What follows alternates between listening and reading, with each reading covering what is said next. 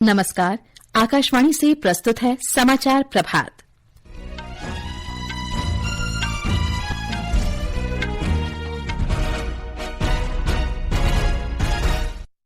देश आज 25वां करगिल विजय दिवस मना रहा है। प्रधानमंत्री नरेंद्र मोदी करगिल युद्ध स्मारक पर शहीदों को श्रद्धासुमन अर्पित करेंगे।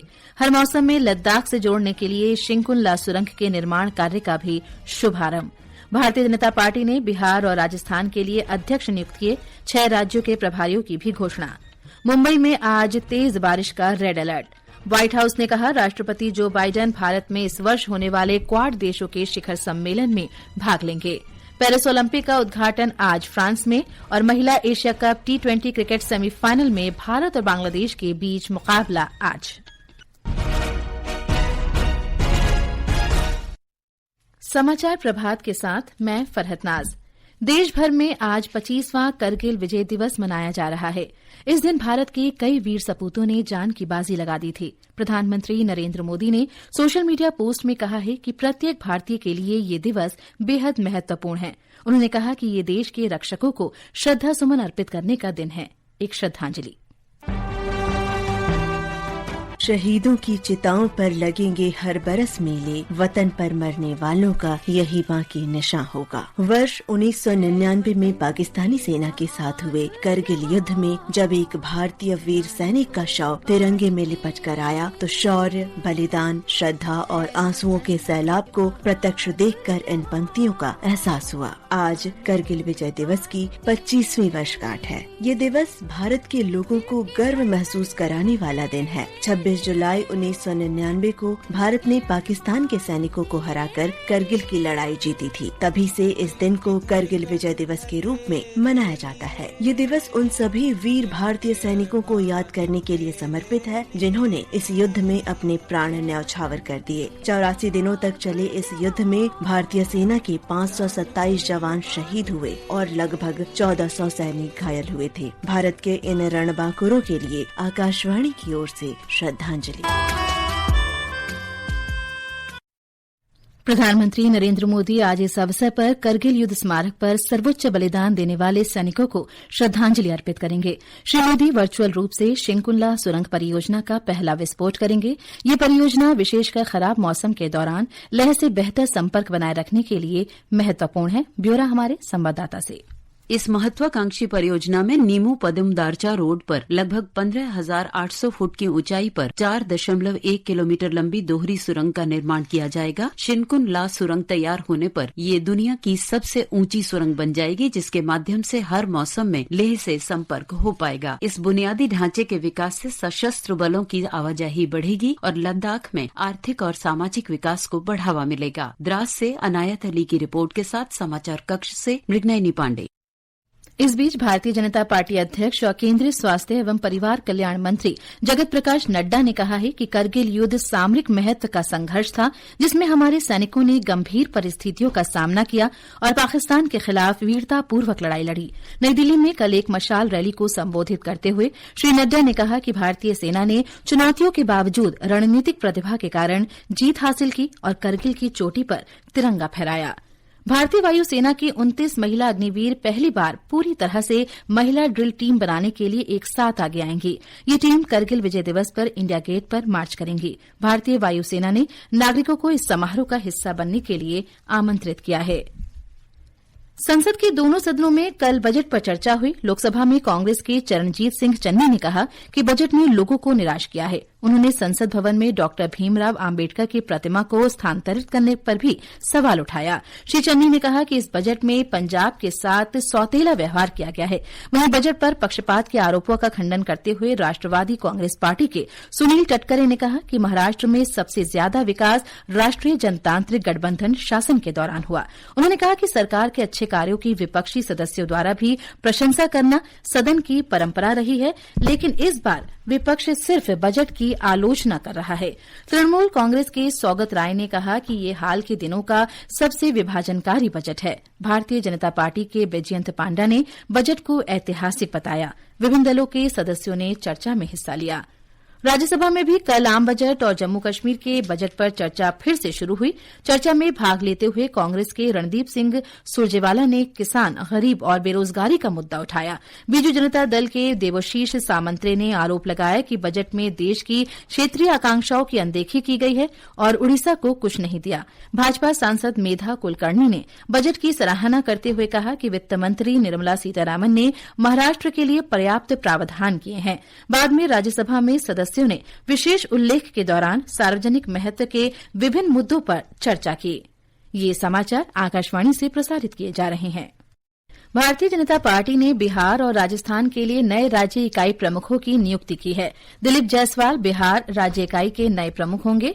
राज्य विधान परिषद के सदस्य श्री जायसवाल सम्राट चौधरी का स्थान लेंगे, जो अब उप मुख्यमंत्री हैं। वहीं राज्यसभा सदस्य मदन राठौर को राजस्थान का अध्यक्ष नियुक्त किया गया है। वे सीपी जोशी का स्थान लेंगे। पार्टी ने 6 राज्यों के लिए भी प्रभारी नियुक्त किए हैं। मौसम विभाग ने आज मुंबई में तेज बारिश का रेड अलर्ट जारी किया है। बारिश में जलभराव को देखते हुए पुलिस ने लोगों को घर में ही रहने और आपात स्थिति में सहायता के लिए 100 या 112 नंबर पर संपर्क करने की सलाह दी है।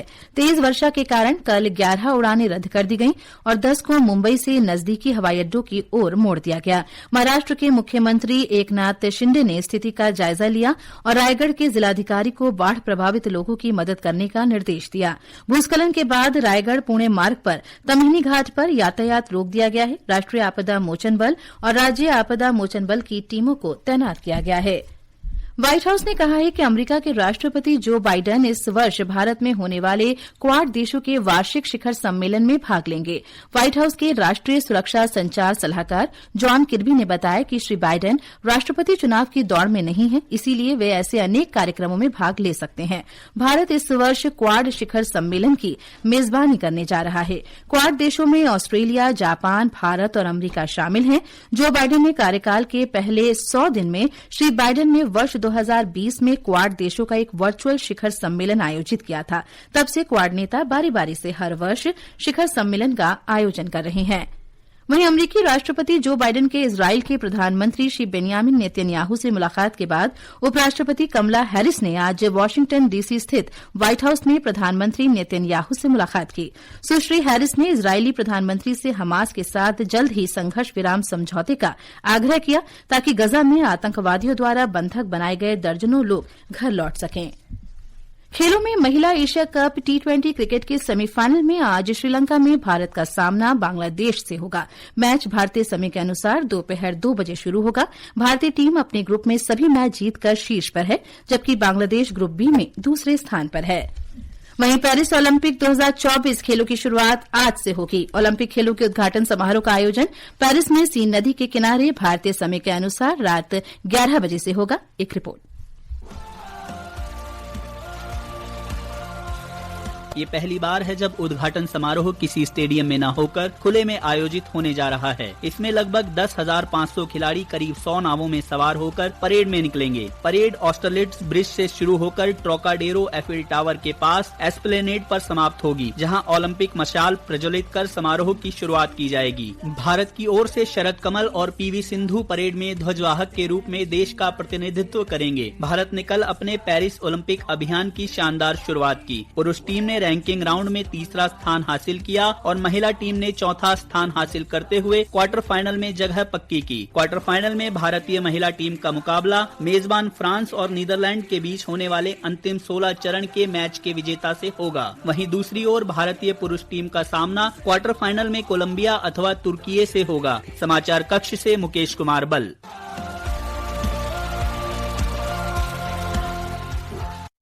वहीं पेरिस ओलंपिक में भाग ले रही भारतीय हॉकी टीम में 10 खिलाड़ी पंजाब से हैं।